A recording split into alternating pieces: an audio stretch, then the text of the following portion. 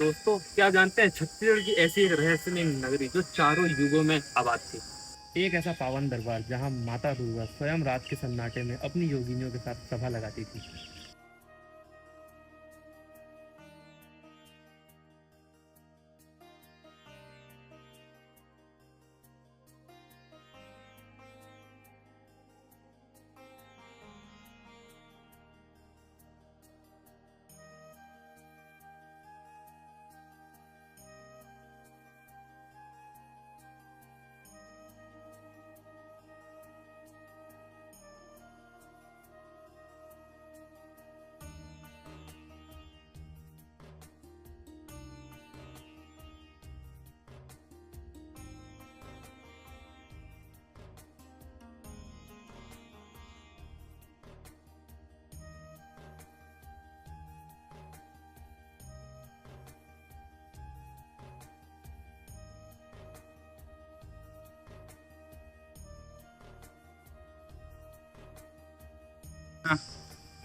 जी हाँ दोस्तों, मैं बात कर रहा हूँ न्यायधन्य बिलासपुर से महज 25 किलोमीटर की दूरी पर स्थित तालाबों और मंदिर से घिरा हुआ एक ऐसा शहर जो है रतनपुर। एंड रतनपुर में मैं आज आया हूँ माँ महामाया के मंदिर दर्शन के लिए। दोस्तों, आज सिर्फ हम माँ महामाया के मंदिर के बारे में नहीं, रतनपुर के बारे में नहीं, बल्कि यहाँ के हजारों साल पुराने इतिहास के बारे में भी बात करेंगे। राजा रत्नदेव ने यहाँ पे इस मंदिर का निर्माण कब और कैसे करवाया था और उसके पीछे का इतिहास क्या है, इसके बारे में भी हम बात करेंगे। दोस्तों, रतनपुर का इतिहास इतना पुराना है कि इसे सतयुग में मणिपुर, त्रेता युग में माणिकपुर और द्वापर युग में हरिपुर के नाम से जाना जाता था और आज के डेट में कलयुग में इसे रतनपुर के नाम से जाना जाता है।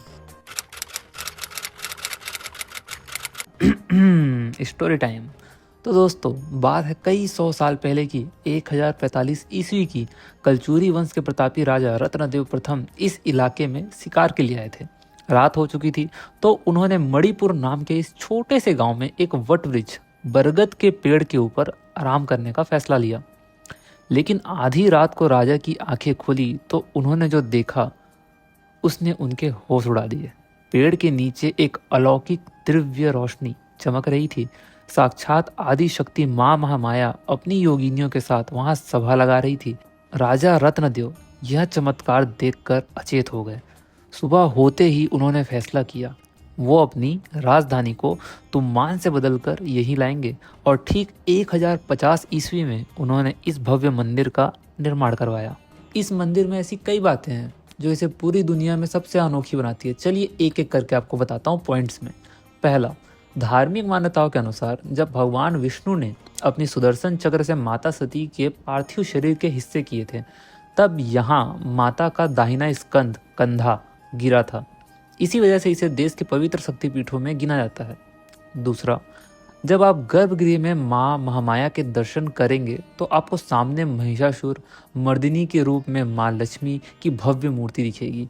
लेकिन बहुत कम लोग जानते हैं कि ठीक इसी मूर्ति के पीछे माँ सरस्वती की भी एक मूर्ति छिपी हुई है जो दोहरा स्वरूप को दर्शाती है। तीसरा पॉइंट, मंदिर की वास्तुकला। यह मंदिर उत्तर भारतीय नागरा शैली नागराई स्टाइल में बना है। इसके प्रांगण को 18वीं सदी में मराठा काल के दौरान किले की तरह सुरक्षित किया गया था। यहाँ के 16 पाषाण स्तंभ आज भी इतिहास की गवाही देते हैं। चौथा पॉइंट, नवरात्रि के समय इस मंदिर का नज़ारा देखने लायक होता है। यहाँ हजारों की संख्या में अखंड मनोकामना ज्योति कलश प्रज्वलित किए जाते हैं। दूर दूर से लोग यहाँ पे अपनी मन्नतें लेकर आते हैं और कहते हैं कि माँ के दरबार से कोई खाली हाथ नहीं जाता। दोस्तों, मैं माता के मंदिर दर्शन करने अपने जन्मदिन के उपलक्ष्य पर गया था और मैं कह सकता हूँ यह मेरी ज़िंदगी का सबसे बेस्ट डिसीजन था। क्यों? क्योंकि दोस्तों, रियलिटी कुछ और ही है। आप जितना भी पढ़ लो ऑनलाइन में, आप जितना भी अपने माता पिता से, अपने दोस्त यारों से, दुनिया से जितना भी सुनना है सुन लो, बट जब आप वहाँ पहुँचोगे तो जो वहाँ की मान्यताएं हैं आपको समझ आएंगी। वहाँ के भक्तों में जो माता के लिए विश्वास है वो देखकर आपको समझ आएगा कि एक्चुअल रियलिटी क्या है। एंड तब आप समझ पाओगे कि वहाँ की पॉजिटिविटी क्या है और माता का स्वरूप क्या है। वहाँ जब आप जाएंगे और माता के दर्शन करेंगे, उसके बाद जो एक पॉजिटिविटी आती है ना आपकी बॉडी में, आपको ये फील होता है कि हाँ, आप कर सकते हो, आप इस दुनिया में लड़ सकते हो। लड़ना इन अ सेंस लोगों से नहीं, अपनी चुनौतियों से। और आपको सिखाती है कि आप कर सकते हो, आप में वो काबिलियत है। शायद इन्हीं वजहों की वजह से माता का मंदिर आज हमारे छत्तीसगढ़ का सिर्फ एक इम्पॉर्टेंट शक्तिपीठ नहीं रह गया है, बल्कि हमारे छत्तीसगढ़ का गौरव भी है। आइए माता के बारे में कुछ और बातें जानते हैं। माँ महामाया के ठीक नीचे एक प्राचीन पताल कुआं छिपा हुआ है। कहते हैं कि सदियों पहले इस कुएं का रास्ता सीधे रतनपुर के राजा के किले तक जाता था। आज भी इस गर्भगृह के नीचे जल की एक गुप्त धारा बहती है जो माता के चरणों को स्पर्श करती है। यहाँ रतनपुर में माता का केवल मुख्य चेहरा विराजमान है, जबकि उनका धड़ यहाँ से लगभग 150 किलोमीटर की दूरी पर अंबिकापुर के महामाया मंदिर में है। इसलिए इन दोनों मंदिरों को एक दूसरे का पूरक माना जाता है और छत्तीसगढ़ के लोग दोनों दरबारों को सगे भाई बहन की तरह पूजते हैं।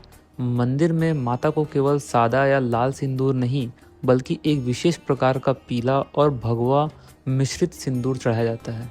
तांत्रिक और शाक्त परंपराओं के कारण इस सिंदूर का महत्व बहुत ज़्यादा है और इसे बेहद पवित्र माना जाता है। मंदिर के आसपास की नक्काशी में आपको हनुमान जी के पुत्र मगरध्वज के साक्ष्य भी देखने को मिलेंगे, जो यह साबित करता है कि यह भूमि सदियों से कितनी पवित्र है।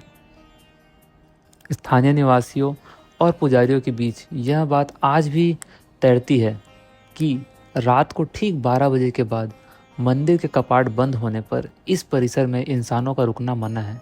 माना जाता है कि रात के सन्नाटे में अदृश्य शक्तियाँ भैरव बाबा और माँ की 52 योगिनियाँ मंदिर के प्रांगण में पहरा देती हैं। अगर कोई गलती से भी अंदर छूट जाए तो उसकी मानसिक स्थिति बिगड़ सकती है। तो दोस्तों यही था आज की वीडियो के लिए। आई होप आपको वीडियो पसंद आई होगी। मैं जल्दी कोशिश करूंगा कि आपको अंबिकापुर के महामाया मंदिर की भी वीडियो जल्दी आप तक पहुंचाऊं एंड उसके बारे में भी आपको जानकारी दे सकूं।